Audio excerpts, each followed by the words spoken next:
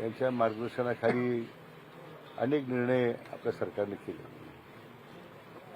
आता त्या अंमलबजावणीमध्ये काही अडचणी येत आहेत आणि त्यामुळे समाजाच्या भावना अतिशय तीव्र आहेत.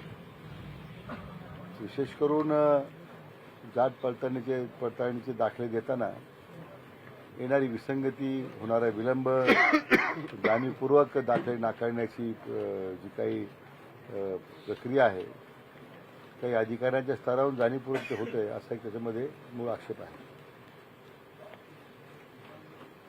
काही वस्तुस्थिती काही बाबतीमध्ये खरी आहे आणि त्यामुळे केवळ शासनाला बदनाम करण्याची भूमिका या बाबतीमध्ये काही अधिकारी घेत आहेत, असं तरी सध्या समोर चित्र जे आलेलं आहे. आता ज्या 58 लाख नोंदीचा उल्लेख सातत्यानं होतोय, त्या संदर्भात काही आता दाखले दिले गेले आहेत काय, आता महिला उर्वरित लोकांना दाखले देण्यासंदर्भातही त्यांची मागणी आहे आणि ती काही चुकीची असं मी म्हणत नाही. जी काही प्रचलित पद्धतीप्रमाणे एक त्याला वॉर फुटिंगवर युद्ध पातळीवर एक मोहीम घेऊन या संदर्भात कारवाई करावी लागेल आणि विशेष करून त्यामध्ये शाळेच्या विद्यार्थ्यांना शाळेमध्ये महाविद्यालयामध्ये होणारी अडचण,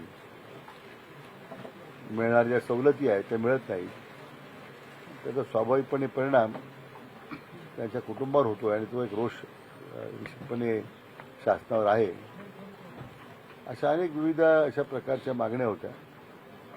मध्यंतरी काही दाखले जात पडताळणीने दिलेले सर्टिफिकेट रद्द करण्याचे काही उदाहरणं समोर आलेली आहेत.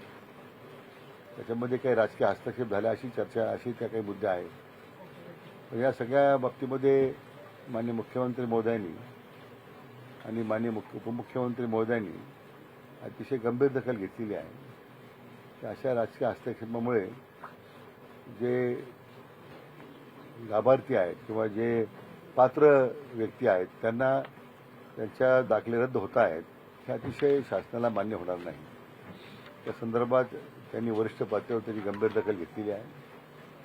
पुन्हा असे प्रकार होणार नाही आणि या संदर्भामध्ये एक बैठकही आमचे सहकारी प्रसाद लाड यांनी घेतली.